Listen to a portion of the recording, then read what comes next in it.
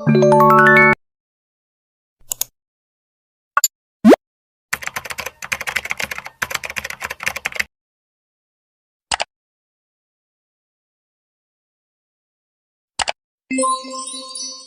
belum?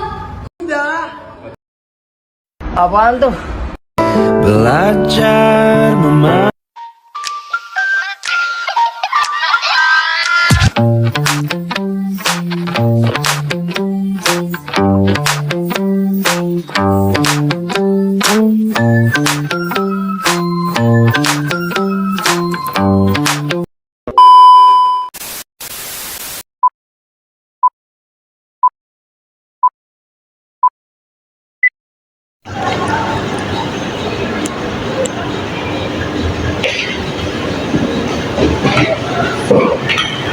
Lagi baca apa deh? Serius banget. Oh ini, lagi baca Green Chemistry man. Green chemistry itu apa sih? Kayak berat banget. Oke, sini kita jelasin.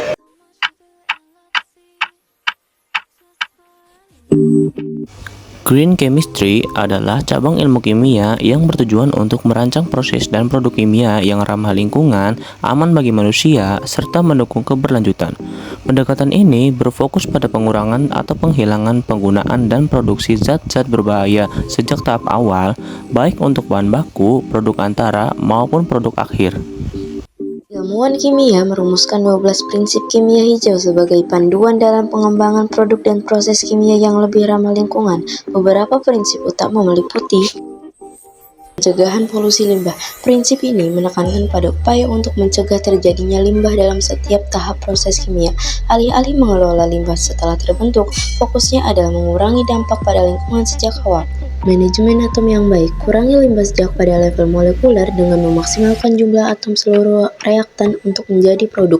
Gunakan atom ekonomi untuk mengevaluasi efisiensi reaksi. Menggunakan katalis yang ramah lingkungan.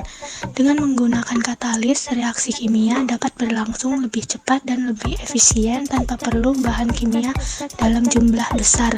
Hal ini mengurangi limbah dan peningkatan efisiensi.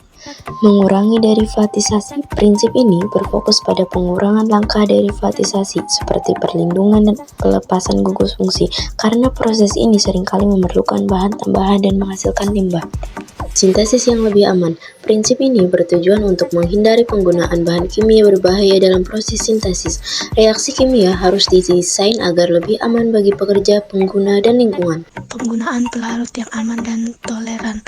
Pelarut sering digunakan dalam reaksi kimia, tetapi prinsip ini menggunakan pelarut yang aman atau bahan menghindari penggunaan bila tidak diperlukan. Energi yang efisien. Prinsip ini mengedepankan penghematan energi dalam reaksi kimia. Reaksi ini dapat dilakukan pada suhu dan tekanan normal, lebih disukai karena membutuhkan lebih dikit energi. Menghindari bahan baku yang berbahaya. Prinsip ini menganjurkan untuk menghindari bahan baku yang berbahaya atau beracun, baik untuk manusia maupun lingkungan, dengan menggantinya menggunakan alternatif yang lebih aman. Desain produk yang lebih ramah lingkungan. Prinsip ini mendorong desain produk kimia yang mudah diuraikan secara alami atau didaur ulang setelah masa pakainya.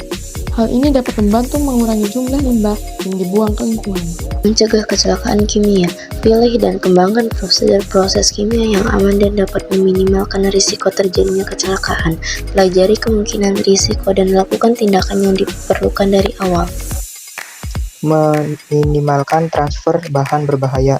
Bahan tambahan seperti pelarut harus digunakan secara hemat atau bahkan dihindari. Hal ini untuk mengurangi dampak lingkungan yang tidak perlu. Analisis kimia untuk real time.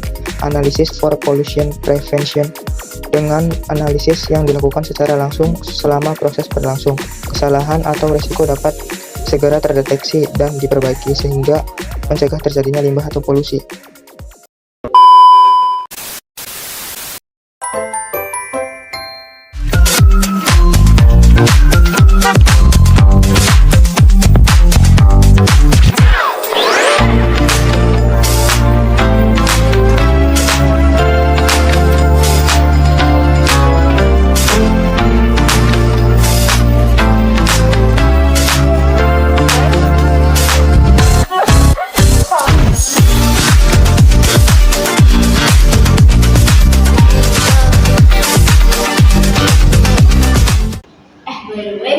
Liburan kemarin kalian pada kemana nih? Ada yang seru nggak?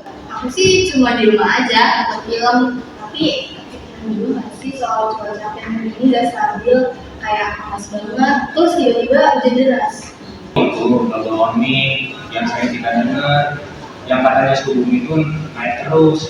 Yes, bener banget. Itu namanya global warming. Global warming itu kenaikan suhu bumi karena gas-gas tertentu yang terjebak di atmosfer. Gas-gas ini bikin panas nggak bisa keluar. Jadi, udara di bumi lebih panas dari biasanya. Gas apa tuh yang bikin panas gak bisa keluar?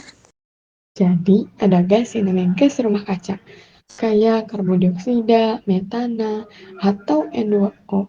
Gas-gas ini ada di atmosfer dan menyerap dari panas matahari. Jadi, bumi lebih panas dari seharusnya. Jadi itu kayak selimut yang menahan panas ya. Iya, benar banget. Nah, masalahnya gas-gas itu jadi berlebihan karena aktivitas manusia. Misalnya dari pembakaran bahan bakar fosil, kayak mobil, pabrik, sama pembukaan hutan. Kalau pohon-pohon ditebang, CO2 nggak bisa diserap lagi. Jadi, makin banyak yang terjebak di atmosfer.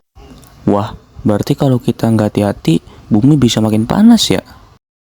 Iya Depan, dan dampaknya bisa parah loh. Cuaca ekstrim bisa jadi lebih sering, kayak banjir, kekeringan, bahkan badai yang lebih kuat. Itu semua pengaruh global warming. Terus, kita bisa ngapain dong untuk membantu ngurangin itu? Kita bisa lakukan teknologi chemistry, tujuannya sih supaya bisa mengurangi efek dari gas rumah kaca atau polusi udara. Daripada terus pakai energi bahan bakar fosil kan, ya kan Rin? Iya betul banget. Kalau kita lebih sering pakai energi terbarukan bisa kurangi global warming. Ya benar banget. Kalau pakai emisi CO2 jadi lebih sedikit dan bumi jadi nggak terlalu panas deh. Terus green chemistry bukan cuma soal energi doang ya? Enggak Salman, misalnya dalam industri kimia atau green chemistry juga bisa bantu bikin proses yang lebih efisien, hemat energi, dan nggak nambahin bahan berbahaya. Jadi bukan cuma solusi buat energi, tapi juga untuk berbagai produk yang kita pakai sehari-hari. Berarti kalau semua orang udah mulai memakai teknologi hijau itu, kita dapat menyelamatkan bumi dong. Ya benar banget, makin banyak orang yang peduli sama green chemistry, maka makin banyak juga peluang yang akan datang untuk generasi yang akan datang. Setuju banget, green chemistry itu nggak cuma buat sekarang, tapi buat masa depan yang lebih hijau dan aman buat kita semua.